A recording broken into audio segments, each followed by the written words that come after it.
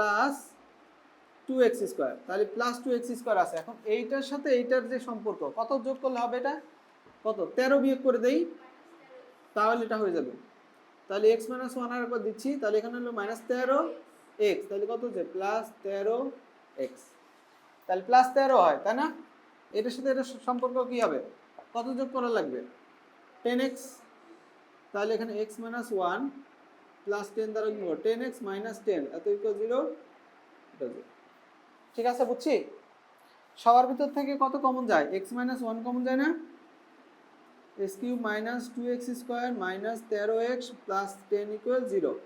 দেখো সেপারেট হয়ে গেল, 4 ঘাত হচ্ছে 1 ঘাত আর 3 ঘাতে সেপারেট হয়ে গেল। তাহলে আমাদের এইটা সমান 0 তো আমরা জানি, x এর মান যে 1 এটা তো আমরা জানি, এটা নিয়ে আর কোনো কথা নেই। এটা হচ্ছে আর একটা সমীকরণ যেটা 3 ঘাতের, আর এই 3 ঘাতের মূল যে 3টা এটা আলাদা করে বলা আছে, তাই না? যে কয় ঘাত মূল সে কয়টা থাকবে। মূল মানে হচ্ছে x এর মান, এটাকে আমরা 1 নং আর এটাকে আমরা 2 নং দিতে পারি। সুতরাং 2 নং এর মূলগুলো আলফা বিটা গামা। তথ্য ক্লিয়ার?